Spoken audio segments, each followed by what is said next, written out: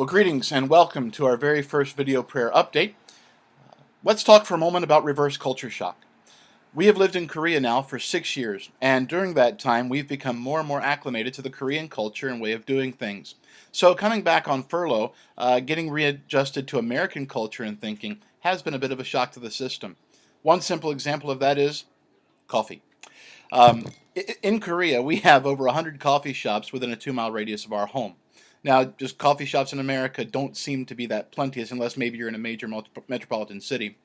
Additionally, while many coffee shops in America open very early, say 5 or 6 a.m., coffee shops in Korea don't open till 9 or 10 a.m. Now, on the flip side, they are open much later, many coffee shops being open till 11 p.m. or midnight, and some open as late as 2 a.m. Well, reverse culture shock notwithstanding, furlough has been a wonderfully blessed time by the grace of God. Over the past 2 months, we have been blessed to have a lot of quality family time. Many of our supporting churches are in close proximity to family, so in April and May, we were able to spend some great time with Rachel's extended family in California and my family in North Carolina while visiting churches in those areas. This month, the month of June, we are up in New England and going to have some wonderful family time with Rachel's immediate family while visiting churches in the Northeast. The kids are loving time with the grandparents, and the grandparents, of course, are having a great time spoiling the grandkids, which is their prerogative and one of the perks of being back home. It's been really refreshing, though, to visit with parents, grandparents, aunts, uncles, cousins, etc., and reconnect face-to-face with family and enjoy all the wonderful dynamic that we have there.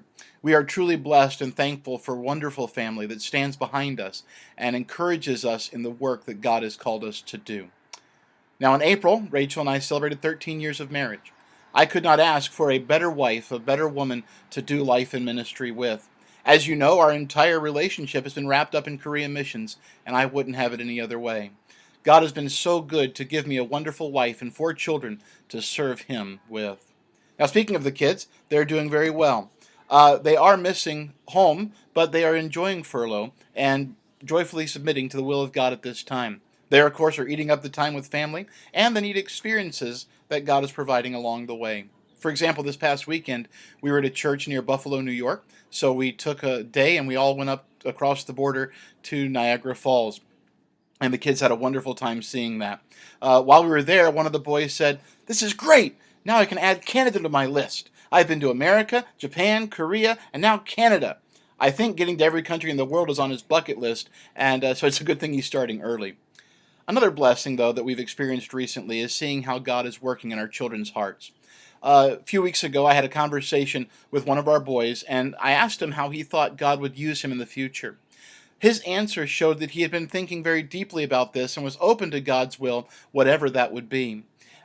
He also had many wonderful ideas about how to outreach more and more ministries that we could start back home at our church during our second term. It's really exciting when God pulls back the curtain and shows you what He's doing in the lives of your kids, and that was just such a sweet blessing from the Lord. As wonderful as family time has been, time with our supporting churches has been equally refreshing. What an overwhelming joy to see, shake hands with, and hug you folks who take ministry partnerships so seriously. You have stayed plugged into our ministry by reading prayer letters, following us on Facebook, writing letters, and sending text messages. You have prayed and faithfully given. You know, when we walked into several of our churches recently, some of the people at those churches could greet our children by name. Now, you know our kids' names are Korean, so that's no small feat. And we are just so thankful. And we want to thank you so much for the earnest care and love that you have shown to our family. Another blessing in these reunions is seeing what God is doing in and through you here in America. God's work is teamwork, and God's harvest is global. And so to see how God is using you here, while we testify of how God is using us to extend your ministry in Korea, is truly a joy beyond measure. To those of you that we have visited, we say thank you. We love you, and you have truly helped us along our way after a godly sort. To those of you that we have not seen yet, we eagerly anticipate wonderful reunions with you folks soon. In conclusion, let me just give you a few prayer requests, if you would. Please pray that God would continue to use this time in our lives and family to make us more and more like Jesus Christ and to prepare us for our next term on the field. Please pray that God would increase our support level. We are currently at 90%. We will be visiting several new churches and still working on some more new churches to visit. But please pray that God would raise up the funds that we need in His time. Please continue to pray for our church back home in Korea. We are getting wonderful reports and the church is moving forward. Please pray for the Wrights as they continue to shepherd the ministry in our absence. And then finally, please pray for us as we travel. If you've done any traveling at all, you know that being out of routine and away from home creates unique challenges. So pray that we would have wisdom to glorify God in all that we do. Thank you for your faithful love, prayers, and support. Have a great day.